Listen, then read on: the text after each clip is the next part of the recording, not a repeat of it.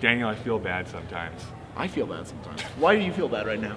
I wasn't actually talking about how I was feeling. Okay. Well, I was going to say, this is my little lead-up about what we're going to discuss today, is that sometimes I know that I make references or I talk about certain films that you haven't seen before. Yeah, and I noticed when we're watching the video, I'm like, that's a blank look on my face. Yeah, it's like know what he's glazed talking over, about. and it's like he is checked out, he's not even listening to what I'm saying, and he looks like a little chihuahua in the backseat of a car, his head is flopping around. But thank you. So we're starting this somewhat of a series where Daniel goes and revisits these movies that I probably referenced, or visits. The first time, because I haven't seen it. It's not really a revisit. No. He's going there for the very first time to see films that he may not have a big general knowledge of. Or any knowledge of. And here's the thing, like, as a kid, I read books about movies, so I know about these movies. Yeah. Like, oh yeah, I've heard of that. That reminds me a lot of myself, because I was like reading on the internet and like film books. It's like, I know all these movie references and all these directors, haven't seen a single film of these people. So we're going to remedy that. This is Daniel's education. Blade Runner. Blade Runner. Blade Runner happens to be one of my favorite films of all time. Why don't you describe the plot? All right, well, it's a weird movie. Yeah. It's basically about androids, and we're not talking about the phones. This is before we even had those things. That's but right. It's about a futuristic society in LA, and there's this guy who's supposed to hunt down these androids, which looks like humans, but they made their way onto Earth, and it's bleak and dark and rainy the whole time. That's a general, overview of it. There's also kind of like a mystery that we're following along, a detective. It's kind of like a film noir, but in this science fiction story, starring Harrison Ford as Deckard, and we have a whole bunch of other people also in this film. You told me to watch this movie. Yes. You told me. Actually, I almost suggested it, but we'll ignore that for now. The first thing you said when we talked about it is you probably have to watch this more than once. This movie. I agree. Yes, it's one of those films that for me that there is something else that's uncovered in this movie every single time that I watch it, whether it's a specific acting choice or something I see in the background for the first time or something that someone says that's like, oh, that ties into what happens later on. It's not an easy film. It's not. They don't give you a lot of answers while you're watching it. You kind of have to revisit it. Which is why they put the voiceover on the original edition. On the original edition, because that's the other thing, because there's 5 different editions of this film that you can watch. There's the original theatrical cut, the director's cut, the European cut, the television cut. Like, there's so many cuts of this film. I actually have a set at home that has all 5 different films. So why is it important to watch this film in terms of the history of it?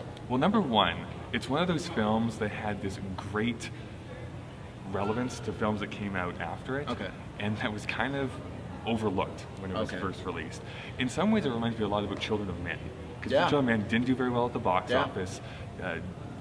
Wasn't really talked about until a couple years later after people had seen it on video and been able to share it with people and being able to rewatch it. Blade Runner, once it came out of the theaters and had like that director's cut that you get on home video, that's when it started to like proliferate all over the place, and people have copied the style, have copied the mood, have really even copied the the whole general style and feeling and plot points of this movie all over the place. Like every science fiction film that's made today almost is something commenting on Blade Runner. So here's what really impressed me when I actually first started watching it, and that is, this is in the 80s, but he has a fully realized, he being director Ridley Scott, fully realized world that's in the future on there. Like every detail is correct in it, and that blew my mind on there because this is before digital and all that jazz, and they could do that kind of thing. Well, it's all that compositing type thing, using like actual sets and miniatures and stuff like that, and using special effects to a slight degree, not overdoing it. Like Children of Men. Yeah, like Children of Men, and also a completely different type of film and different feel film. But we talked about Her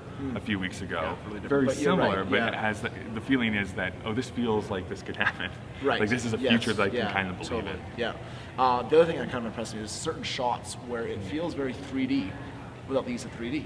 And that's kind of impressive too. And there's one shot where the camera kind of goes up past layers of stuff and then follows your eye down there. It's just really impressive in that area. Yeah, and that's the technical aspects. What did you think of the actual story that you're watching? Well, I think I need to see it again on there. It's very, the one thing that stood out is, I said before, it's a weird film, but I think weird films like that stand the test of time. Right. I think one of the qualifications of a classic is that it's a little bit different, or very different in this sense. Or comments on the genre that's kind of in. That's right. I really look forward to seeing it again and kind of analyzing what is its worldview on there. What is the message of the film trying to say on there? Because I think you do have a lot of different elements going on. Having seen it a couple times, what are your thoughts on that? That's hard because being someone that doesn't really delve into the worldview question that often, sometimes I don't look at it as in depth. I honestly think that this is a film that is more about trying to find oneself a little bit in the course of how the, I guess, film unspools, for lack of a better word. And one of the biggest debates that happens in this movie is whether or not Deckard is a replicant himself. Right. Which is, there's certain scenes that say you could say yes, and certain scenes that are like, well, maybe not. So that's the whole question. So really, what does it mean to be human? What does it mean to be human? But also, do you uphold what is right even when it's going against yourself? If it's going to hurt you, you're still morally.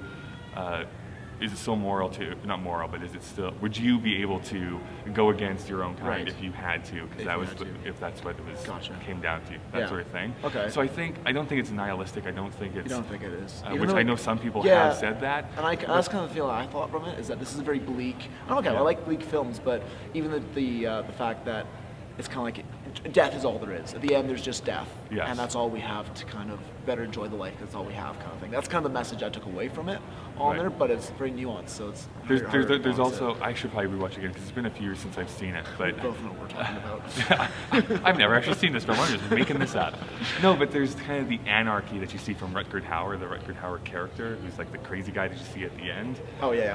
Versus kind of the cold and calculating Deckard the entire thing. So there's those two things, like anarchy versus like the social order almost that you're kind of butting heads against. And the social order is what kind of eventually wins out.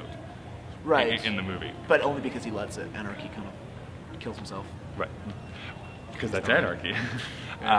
Wow. Profound thoughts. Fun fact. Apparently, and this I don't think it's ever been verified, but Rutger Hauer apparently made up that whole speech. With the tears dripping in the rain like wildflowers. Yeah, which is a great speech. I love that speech. Wildflowers. I made that up. We're improvising on the spot here. So again, have not seen the film. Yeah. But are talking and you should go and see it. How did you see this? How did I see this? On my iPhone. That's the worst possible way to do it. I know. My computer was sold because I was ordering a new one. We are terrible people, is what we're trying to say. So next time I watch it, I will be watching big screen. Because it's fantastic up on a big screen. Should I do a different cut? I did the director's edition. Oh, no. I personally think the director's edition is the best way to go. Once you've seen that a couple times, then go into the voiceover rendition and see what it is. Because it basically just fills up the whole plot for you at the very beginning. So you know exactly what's going to happen almost. I think I wrote it in my journal at the very end of the day. I was like, Blade Runner is bleak, but interesting. I can agree with that. I definitely highly recommend it. Yeah. Everyone should go and see it. Yeah. We have all of our social media popping up here on the screen, and this lovely animation that I developed behind the scenes. I am amazing. We are going to, next time you see us, it's probably going to be about a book. Okay, let's film that. We'll talk about it then. Till next time. I mean, we're going to film that next week.